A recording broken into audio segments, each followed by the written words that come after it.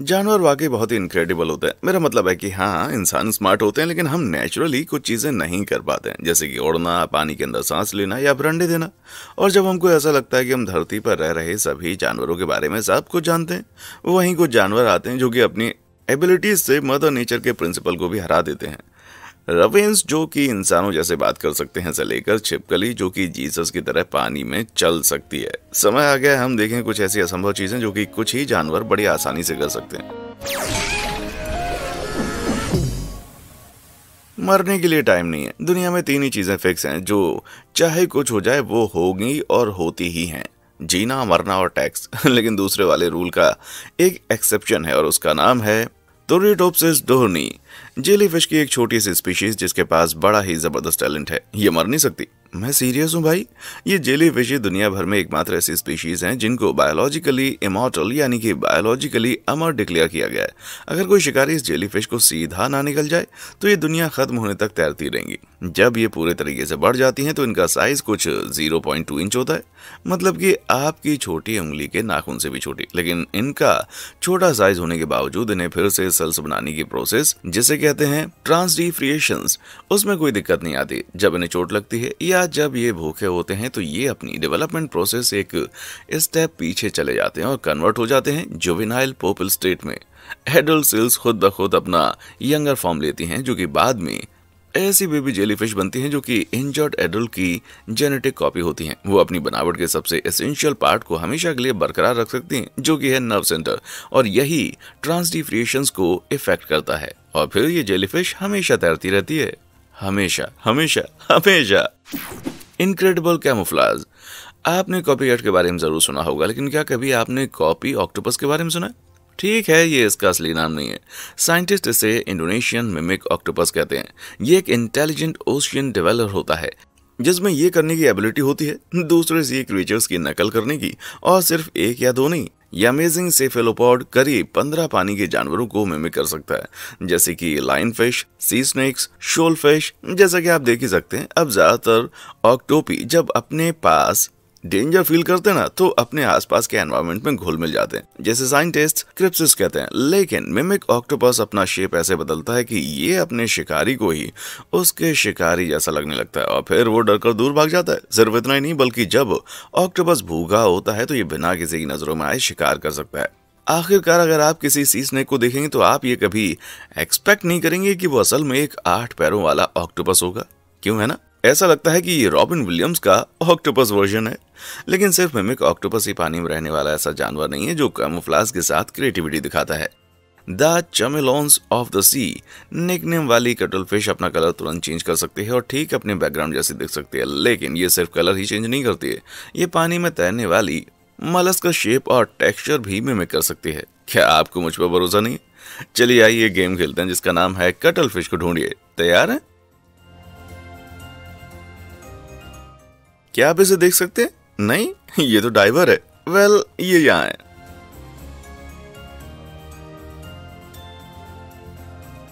वाह, इसने आखिर ऐसा किया कैसे? वेल, कटल फिश की स्किन में बहुत सारी स्पेशलाइज्ड पिगमेंटेड सेल्स होती हैं जिन्हें क्रोमेटोफोर्स कहते हैं। कटल फिश अपने मन के हिसाब से इन्हें बदल सकती है, जैसे कि इन्हें बढ़ा के या फिर सिकोड़ के कुछ ही सेकंड में इनका कलर बदल सकती है।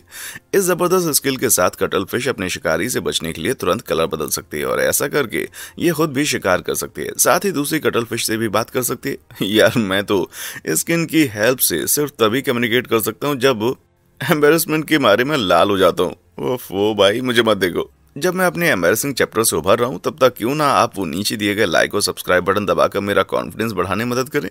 जी हाँ, अब मुझे लग रहा है कि मैं नॉर्मल हो गया हूँ और आपने नॉर्मल कलर में आ चुका हूँ। हाँ तो भैया, कहाँ थे हम? आसमानी सांप। देखिए ऊपर आसमान में, क्या ये एक चिड़िया है? प्लेन है? नहीं, ये एक सांप है। रुकिए, क्या सांप उड़ सकते हैं? नहीं, सारे सांप नहीं, सिर्फ पैराडाइज ट्री स्नेक जो कि वेस्टर्न इंडिया और इंडोनेशिया में पाया जाता है। ये साइज में बस 3 फीट के होते हैं। टी स्नेक की स्पीशीज रेन फॉरेस्ट की जमीन में रेंगने के बजाय पेड़ों के ऊपर रहना ज्यादा पसंद करती हैं। ऊपर पेड़ों में रहने वाले जानवरों का शिकार करना ज्यादा आसान होता है। ऊपर से ये डाली के जैसे दिखने लगते हैं जो कि अलग भी नहीं दिखाई देते। लेकिन एक पेड़ से दूसरे पेड़ पर जाना कोई आसान काम नहीं होता। इसीलिए बजाय कि वो एक पेड़ से नीचे उतरें और फिर दूसरे पर चढ़ें, वो सीधा अपनी रिब्स को फैलाकर कुछ पंख जैसा बना लेते हैं। फिर वो खुद को जे शेप का बना लेते हैं और हवा में लॉन्च हो जाते हैं और फिर ऐसे ही दूसरे पेड़ पर या फिर किसी और जगह पहुंच जाते हैं। एक अच्छे दिन में ये एक उड़ान में 300 फीट तक उड़ सकते हैं और कुछ साइंटिस्ट का मानना है कि ये ऐसा इसलिए कर पाते हैं क्योंकि ये हवा में भी सांप वाले मूवमेंट करते हैं। अगर ये सीधा उड़ेंगे और बिल्कुल हिलेंगे डुलेंगे नहीं तो जमीन पर क्रैश हो जाएंगे। तो माना जाता है कि इनका अजीब रिबन जैसा मूवमेंट ही इन्हें हवा में रहने का और अपने टारगेट तक पहुंचने में मदद करता है। लेकिन ये इतने अजीब स्किल है कि साइंटिस्ट अभी भी समझ नहीं पाए हैं कि आखिर इन सांपों को इतना उड़ने की जरूरत क्या है। कुछ को लगता है कि वो ऐसा सिर्फ इसलिए करते हैं क्योंकि ऐसा करने में उनको मजा आता है। किसे पता था कि सांप एड्रेनालिन के इतने दीवाने होंगे भाई। बॉस बीटल, क्या आपने कभी भी डंग बीटल के बारे में सुना है? इसके नाम से तो साफ पता चलता है कि इस स्पीशीज को गोबर बड़ा पसंद है। ये पूरी दुनिया में पाई जाती है सिवाय अंटार्कटिका के। ये इंटरेस्टिंग कीड़े हर्बीवोर्स के गोबर की खोज में भटकते रहते हैं। इसमें आधी डाइजेस्ट की गई घास और बहुत ही बदबूदार लिक्विड होते हैं और इन्हें ही ये बीटल खाती हैं। कुछ तो अपने इस अनमोल पूप सूप को प्रिजर्व करने के लिए इनके गोले बनाकर गाड़ देती हैं, जिससे कि इन्हें कई बार आना जाना ना पड़े। इसलिए बीटल्स बड़ी बड़ी बॉल बनाती हैं और फिर अपने पीछे के मजबूत पैरों से इसे पुश करती हैं। अब तक आप देख ही चुके होंगे कि आधे इनसे भी छोटी बीटल सबसे बड़ी बीटल तो नहीं होगी, लेकिन फिर भी अपने साइज के हिसाब से ये धरती पर पाई जाने वाली सबसे ताकतवर जानवर है। देखने में भले ही ऐसा लग रहा हो कि ये गोबर के बॉल से स्ट्रगल कर रही है, लेकिन फिर भी डंग बीटल रेशियो के हिसाब से धरती पर किसी भी जानवर को उठाने की ताकत रखती है। मतलब कि ये अपने शरीर के वजन से 1000 गुना ज्यादा वजन उठा सकती है। इसका एवरेज बिठाएं तो मतलब होगा कि एक इंसान 6 डबल डेकर बस उठा रहा हो। क्या इसके बारे में सोचकर किसी और के भी हाथ दुख रहे हैं? The salmon run. सामन शायद दुनिया के सबसे टेस्टी एनिमल में से एक हैं, लेकिन चौंकाने वाली बात यह है कि यही सबसे ज्यादा क्रीपी भी हैं। ये मछली साफ पानी में, नदी और झीलों में पैदा होती है और एक बार जब ये बड़ी हो जाती है तो ये नमक वाले समंदर में चली जाती है, जहाँ पर इन्हें ज्यादा अच्छे से खाना मिल पाता है और ये ज्यादा अच्छे से बड़ी हो पाती है। जब टाइम आता है इनके खुद के बच्चे करने का तो ये वापस से उसी साफ पानी वाली जगह पर आ जाती है जहाँ पर वो खुद पैदा होती है, क्योंकि उन्हें पता होता है कि वो जगह सेफ है। आपके बारे में मुझे नहीं पता, लेकिन मैं तो एग्जैक्ट सेम स्पॉट बिना मैप के अपनी पूरी जिंदगी में कभी नहीं ढूंढ सकता भाई। लेकिन सामान के सर में छोटे लोहे के पार्टिकल्स होते हैं जो कि कंपास की सुइयों की तरह काम करते हैं और पहुंचा देते हैं उन्हें उसी सेम जगह पर जहां वो पैदा हुई थी। और ऐसा ये अर्थ की मैग्नेटिक फील्ड्स की मदद से कर सकते हैं। लेकिन ये एक बहुत ही लंबा और मुश्किल सफर होता है। सामान को कई सौ मील पानी में तैरना पड़ता है, झरने पार करने पड़ते हैं, शिकारियों से बचना पड़ता है, कईयों को तो पानी भरे रोड से गुजर कर अपनी पैदा होने वाली जगह पर पहुंचना पड़ता है भाई।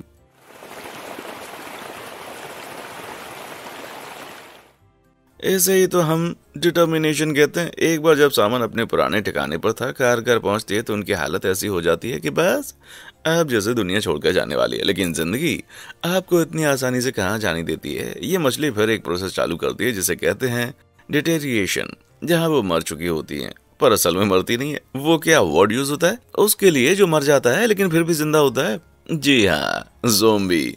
यही एग्जाम्पल है लिविंग डेड का। लेकिन अच्छी बात है कि भले ही चाहे ये ऐसे दिखती हो कि ये आपके सर के लिए भूखी हैं, पर असल में ऐसा कुछ होता नहीं है। Frosty frogs. जब गर्मियां खत्म होने वाली होती हैं और ठंड आने वाली होती है तो कई जानवरों के लिए जिंदगी बड़ी मुश्किल हो जाती है। अचानक से खाने पीने की चीजों में कमी आ जाती है और गर्म रहना मुश्किल हो जाता है। तो कुछ जानवरों ने अपनी एनर्जी बचाने के लिए एक तरीका निकाला जिसे कहते हैं हाइबरनेशन। गर्मियों में फैट इकट्ठा करने के बाद ये एक स्टेट में आ जाते हैं जहां इन्हें किसी चीज की जरूरत नहीं पड़ती, जहां पर इनका मेटाबॉलिज्म और हार्ट रेट धीमी हो जाती है, जिस वजह से ठंड में ज्यादातर सोते रहते हैं। लेकिन अलास्का का वुड फ्रॉग तो हाइबरनेशन को अलग लेवल पर लेकर चला जाता है। अलास्का में टेम्परेचर -79.8 फ़ारेनहाइट तक गिर सकता है, तो इस वजह से इस छोटे मेंढक की बॉडी सोती नहीं है बल्कि पूरे तरीके से जम जाती है। लेकिन जब करीब 7 महीने बाद बर्फ पिघलती है तो मेंढक एकदम से फिर से पहले जैसा हो जाता है। ये प्रोसेस इतनी अनबिलीवेबल है कि कुछ लोग तो जमे हुए मेंढकों को गार्डन ऑर्नामेंट समझ लेते हैं। असल में ये कुछ इस तरीके के दिखाई पड़ते हैं। यार ये तो बड़ा ठंडा दिखाई दे रहा है। जैसे जैसे टेम्परेचर गिरता है वैसे वैसे वुड फ्रॉग का दिल और फेफड़ा काम करना बंद कर देता है। मतलब कि टेक्निकली मेढक को बायोलॉजिकली डेड कहा जा सकता है, लेकिन माना कि ऐसा होने पर कोई भी दूसरा क्रीचर मर जाएगा, वहीं वुड फ्रॉग जिंदा रहता है। और इसका पूरा का पूरा श्रेय जाता है इसके ब्लड ग्लूकोज लेवल को। ये किसी भी नॉर्मल मेढक से 10 गुना ज्यादा इनमें पाया जाता है, जिसकी वजह से सेल्स के अंदर पानी लॉक्ड रहता है। इंसानों में फ्रॉस्ट बाइट तब होता है जब हमारे खून में पानी बर्फ बन जाता है और हमारी सेल्स डिहाइड्रेट हो जाती है और मर जाती हैं, तो अपनी सेल्स को सुपर स्वीट रखकर वुड फ्रॉग पर्याप्त पानी उनमें रख सकते हैं। और तो और तब भी जब इनका शरीर करीब 65% अंदर और बाहर दोनों तरफ से जम गया हो। मुझे आपका तो नहीं पता, लेकिन ये पूरी मौत को हारने वाली प्रोसेस मुझे एकदम रूह कांपने वाली लगी भाई। ठीक है, थोड़ा अजीब लग सकता है, लेकिन सुनिए कि ये चिड़िया क्या कह रही है और मुझे बताइए।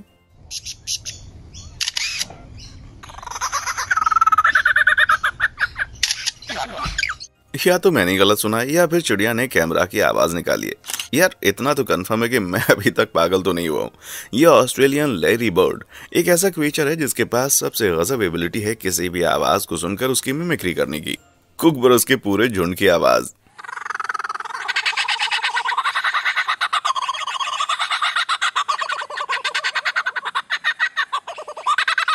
उससे लेकर खिलौने वाली बंदूक तक।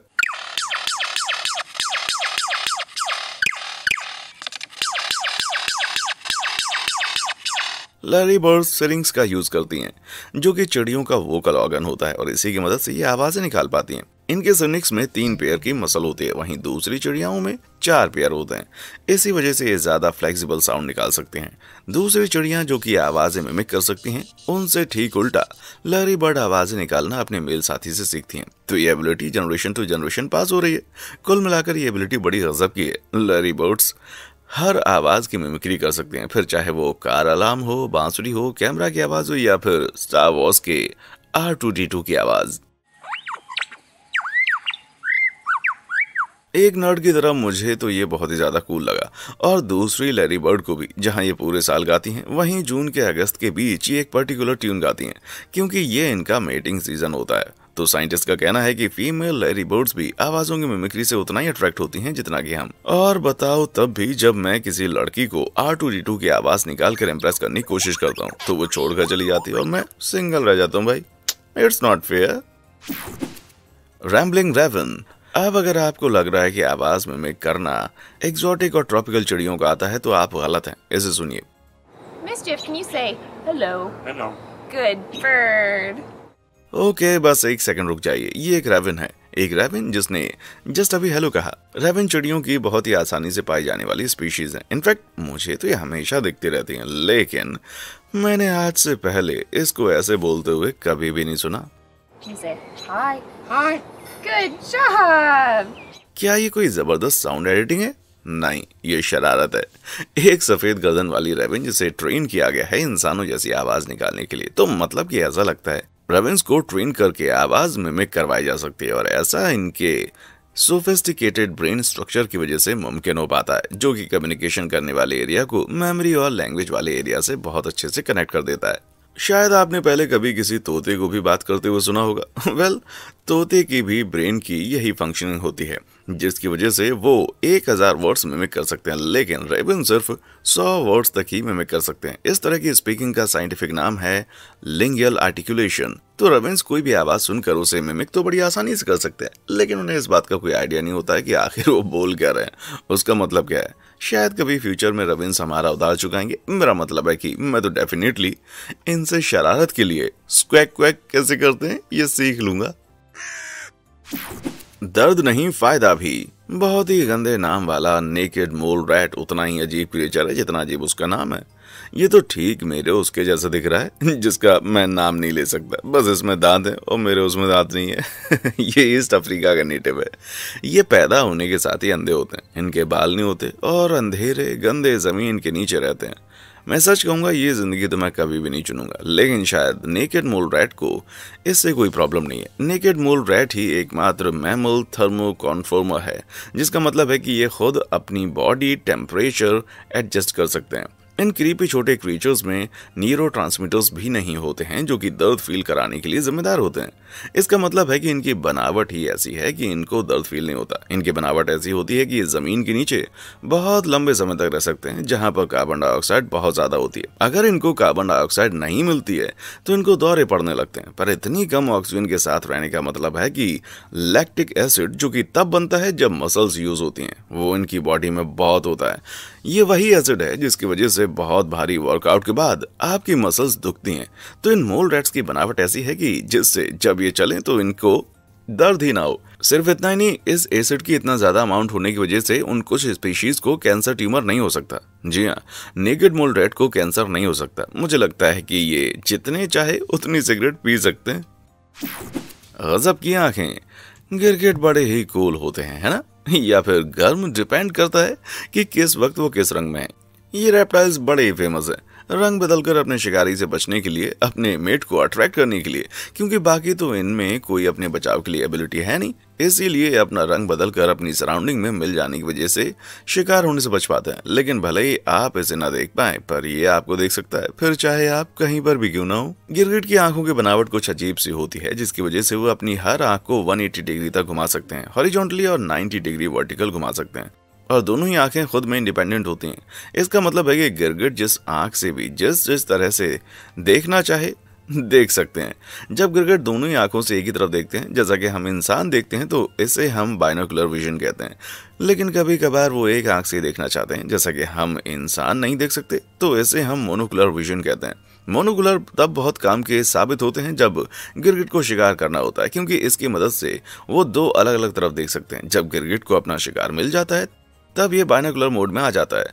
दोनों आंखों से अपने शिकार को देखने लगते हैं। इन सब कैपेबिलिटीज को मिलाकर देखें तो इसका मतलब है कि गिरगिट अपने आसपास का 360 डिग्री व्यू ले सकते हैं, और वो भी बिना अपना सर घुमाए। लेकिन सिर्फ गिरगिट ही ऐसे जानवर नहीं है जिनका 360 व्यू है। सभी जानवरों में रेशो के हिसाब से ड्रैगन फ्लाई की आंखें सबसे ज्यादा बड़ी होती हैं, और ये अपने दिमाग के 80% पावर देखने में और इसी कंट्रोल करने में बताती हैं। ये किसी चीज को देखने के लिए बहुत ज्यादा एफर्ट नहीं हो गया, है ना? लेकिन ये सब इस बात से मैनेज हो जाते हैं कि ड्रैगन फ्लाई दुनिया को अल्ट्रा मल्टी कलर में देख सकते हैं। इसका मतलब क्या होता है? वेल, आपकी और मेरी आंखों में 3 टीनी वीनी चीजें हैं, जिन्हें हम कहते हैं ऑप्सिनस। हमारे पास एक रेड ऑप्शन है, एक नीली ऑप्शन और एक हरी ऑप्शन। मतलब कि जो भी कलर हम देखते हैं वो इन्हीं कलर का मिक्स है। अब अगर कंपैरिजन करके देखें तो ड्रैगन फ्लाई की 30 ऑप्शन होती हैं। मतलब कि ये रंगों को और भी गहराई से देख सकते हैं, वो भी इन 3 बेसिक कलर से हटकर। तो जहां हम इंसान ऐसा करते हैं, ड्रैगन फ्लाई ऐसी दिखती है। क्या आपने कभी सोचा कि ड्रैगन फ्लाई को माइग्रेन होता होगा? क्योंकि मुझे तो ये देखकर होने लगा मेरे भाई। लेडी लेजर्ड, नॉर्थ अमेरिका की नेटिव छोटी डेजर्ट ग्रासलैंड व्हिपटेल लेजर्ड किसी भी एवरेज रेप्टाइल जैसी है। बस अंतर यह है कि इस सब स्पीशीज में कोई मेल नहीं होता है, कोई भी नहीं, एक भी नहीं। अब आपको सोचने लगे, अगर एक भी मेल नहीं है तो फिर ये छिपकलियां रिप्रोड्यूस कैसे करती हैं या फिर एग्जिस्ट कैसे करती हैं? वेल, ये फीमेल स्पीशीज एक कॉम्प्लेक्स प्रोसेस की मदद से रिप्रोड्यूस करते हैं, जिसे हम कहते हैं मेयोसिस। मेयोसिस तब होता है जब एक छिपकली की सेल डिवाइड हो जाती है और डॉटर सेल बना देती है। उन सेल्स का डीएनए बढ़ता जाता है और तब तक बढ़ता है जब तक एक जिंदगी बनाने जितना डीएनए ना हो जाए, और फिर अंडा बनता है। बड़ा आसान लग रहा है ना? लेकिन ये छिपकलियां सिर्फ फीमेल ही नहीं बल्कि क्लोन्स भी हैं। अब क्योंकि कोई भी नया डीएनए नहीं बन पा रहा है और नया डीएनए पुराने वाले की कॉपी है, इसलिए इनके ऑफस्प्रिंग इन्हीं की डिटो कॉपी होती हैं। ये डरावना लग रहा होगा, है ना? लेकिन मुझे पता है, अगर मुझे खुद के 2-3 और छोटी कॉपी मिल जाए ना, तो मैं और ज्यादा वीडियोस बना सकता था भाई। माना कि स्पीशीज पूरी की पूरी फीमेल है, लेकिन कुछ फीमेल लेजर्ड मेल जैसे बिहेव करती हैं, जैसे कि रास्ता नहीं पूछती। मैं मजाक कर रहा हूँ, पर असल में इनके कुछ मस्कुलर कैरेक्टरिस्टिक्स होते हैं, और तो और ये अपने ही ग्रुप की मेंबर के लिए स्यूडोमेट की तरह एक्ट करती हैं। ऐसा लगता है कि इन छिपकलियों को किसी आदमी की जरूरत ही नहीं है। बस एकमात्र नुकसान व्हिपटेल छिपकली होने का यह है कि इनकी पॉपुलेशन में क्लोनिंग की वजह से बहुत ही कम या फिर ना के बराबर जेनेटिक डाइवर्सिटी देखी जा सकती है। मतलब कि कोई भी बायोलॉजिकल या एनवायरमेंटल प्रॉब्लम वो भी किसी एक को पूरे के पूरे ग्रुप के लिए खतरा बन सकती है, क्योंकि सभी जेनेटिकली सिमिलर हैं। पर यह सिर्फ कहने की बात है कि डेजर्ट व्हिपटेल लेजर्ड कहीं नहीं जाने वाली। International union for conservation of nature ने इनको लीस्ट कंसर्न की कैटेगरी में डाला है। तो जब तक अमेज़न है, ये बढ़ती रहेंगी। सर, वो क्या होता है? आपने सुना ही होगा कि उल्लू अपनी गर्दन को गोल गोल 360 डिग्री तक घुमा सकता है। मुझे आपको ये बताते हुए बुरा लग रहा है, लेकिन माफ कीजिएगा, मुझे आपको ये बताना ही होगा कि ऐसा नहीं है। ये बस एक अर्बन लेजेंड है। हाँ, लेकिन ज्यादातर उल्लू अपना सर दोनों तरफ 135 डिग्री घुमा सकते हैं। मतलब ओवरऑल हॉरिजॉन्टल और वर्टिकल व्यू 270 डिग्री का हो जाता है। आप जानते हैं कि स्पेरिकल आई बॉल्स होने के बजाय उल्लू के आई ट्यूब्स जो होते हैं ना, उनके स्किल में कहीं पीछे चले जाते हैं। इसकी वजह से उन्हें बहुत ज्यादा व्यू रेंज मिल जाता है। इसका मतलब है कि उनकी आंखें एक ही जगह फिक्स्ड रहती हैं, इसलिए इधर उधर देखने के लिए उन्हें पूरी की पूरी गर्दन घुमानी पड़ती है। उल्लू का बोन स्ट्रक्चर कुछ इस तरह का होता है कि ये बिना दिमाग के ब्लड सर्कुलेशन को काटे अपनी गर्दन कहीं भी घुमा सकता है। अगर ह्यूमन इसे ट्राई करें तो वेल, बस इतना ही कह सकते हैं कि फिर उनके लिए कुछ अच्छा नहीं होगा। लेकिन हमें इसकी जरूरत भी तो नहीं है, क्योंकि हम तो भले ही अपना सर एक ही जगह पर रखें पर अपनी आंखें घुमा सकते हैं। उल्लुओं को नेक ब्रेकिंग एबिलिटी बनानी पड़ी क्योंकि उनकी आंखें मूव नहीं कर सकती। तो अच्छा हुआ कि कम से कम वो इसमें तो अच्छे हैं। फैंसी उड़ान। ऐसे बहुत ही कम जानवर हैं जो अपने नाम की तरह जिंदगी बिताते हैं, और सुपर बर्ड ऑफ पैराडाइज तो उनमें जरूर है। न्यू गिनिया के रेन फॉरेस्ट में पाई जाती है और एक छोटी सी नीले और काले रंग की चिड़िया होती है जिसके पास गजब का सीक्रेट टैलेंट है। जब मेल किसी फीमेल को कोर्ट कर रहा होता है तो वो अपने पीछे से बड़ी काली बालों वाली केप रिलीज करता है, जिसकी वजह से उनकी हरी नीली प्रेस दिखने लगती है और ऐसे ही ये खुद को अनहोली विजन में बदल लेता है। एक बार जब मेल किसी फीमेल को अपने इस ट्रांसफॉर्मेशन से पटा लेता है तो फिर वो अपनी पूंछ जमीन पर टैप करने लगता है, जिससे कि वो ट्यून निकलने लगती है जिसमें वो अपनी फीमेल पार्टनर के साथ डांस करता है। तो एक कॉस्ट्यूम चेंज, फैंसी फ्लोरिश और डांस। एक अच्छी गर्लफ्रेंड को पटाने के लिए इतनी मेहनत क्यों करनी भाई? मेरा मतलब है कि अगर कोई आदमी ऐसे कपड़े उतार कर मेरे आसपास या पूंछ पटक कर नाचेगा तो मैं तो सीधा कह दूंगा कि यार मुझे लगा हम दोनों को ही किसी और को ढूंढना शुरू कर देना चाहिए। लेकिन जब बात आती है सुपर बर्ड ऑफ पैराडाइज की तो फीमेल और मेल की पॉपुलेशन में बहुत अंतर है। तो इसीलिए फीमेल करीब 15 से 20 मेल रिजेक्ट करती है और फिर ही किसी मेल के साथ सेटल होती है। ये तो बहुत ही तगड़ा कंपटीशन है भाई। अब मुझे पता चला कि ये मेल अपने जी जान को लगाते क्यों है। The mud skipper. हम सभी जानते हैं कि मछली पानी के बाहर सांस नहीं ले सकती है, लेकिन फिर से सोच लीजिए, क्योंकि ये मिट्टी में जना हुआ मेढक जैसा जानवर असल में मछली है। इसे मड स्किपर कहते हैं और ये 12 इंच लंबी हो सकती है। इसे टेक्निकली फिश माना गया है, लेकिन इस स्पीशीज के गिल्स के पास एयर पॉकेट्स होते हैं जिसकी वजह से ये कुछ ही मिनट में जमीन में भी सांस ले सकते हैं। और जब ये गीली होती है तो मड स्किपर अपने गले और मुंह की स्किन की लाइनिंग की मदद से भी सांस ले सकते हैं। साइंटिस्ट इस टाइप की ब्रीथिंग को कॉन्टिन्यूअस रेस्पिरेशन कहते हैं, जिसका मतलब है कि माना मड स्किपर कुछ समय तक जमीन पर सांस ले सकती है, लेकिन बाद में से सांस लेने में काफी पानी में लौटना पड़ेगा। थैंक गॉड जब ये पानी से बाहर होती है तो मड स्किपर अपने फिन्स की मदद से जमीन पर रेंगती है। साइंटिस्ट मानते हैं कि ये एबिलिटी हमें एवोल्यूशन का सबूत देती है। जी हाँ, एवोल्यूशन ठीक आपकी आंखों के सामने। वाह, जिंदा रहने का भी क्या गजब टाइमिंग है ना हम लोगों का। जीसस क्राइस्ट, ओ नहीं सॉरी, छिपकली। सेंट्रल और साउथ अफ्रीका की नेटिव ग्रीन बेसिलिस्क लिजर्ड और कोई आम छिपकली नहीं है। इनफैक्ट ये आसमान की सबसे बड़ी छिपकली का बेटा है। हाँ, वही छिपकली जिसने पूरी छिपकली की दुनिया सिर्फ 6 दिन में बना डाली थी, और अब ये छिपकली जमीन पर उतरी है हम सभी को अपने छिपकली के पापों से मुक्त करने के लिए। जीसस क्राइस्ट का भला हो, मैं मजाक कर रहा हूँ। जीसस छिपकली असली नहीं है, बल्कि ग्रीन बेसिलिस्क लिजर्ड का ही निकनेम जीसस लिजर्ड है, क्योंकि इसके पास एबिलिटी है पानी में चल लेने की। जी हाँ, आपने सही सुना। मुझ पर भरोसा नहीं, खुद देख लीजिए।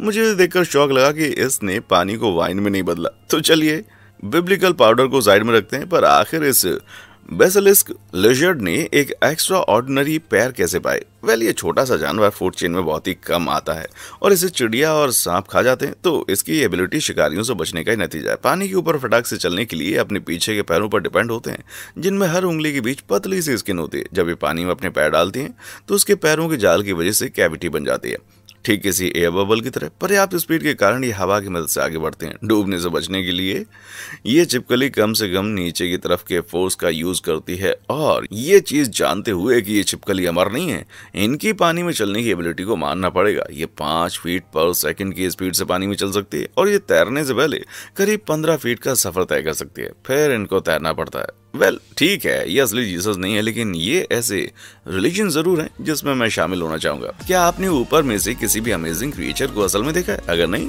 तो कौन है जिसे आप देखना पसंद करेंगे? मुझे नीचे कमेंट सेक्शन में आकर बताएं। और हाँ, देखने के लिए शुक्रिया।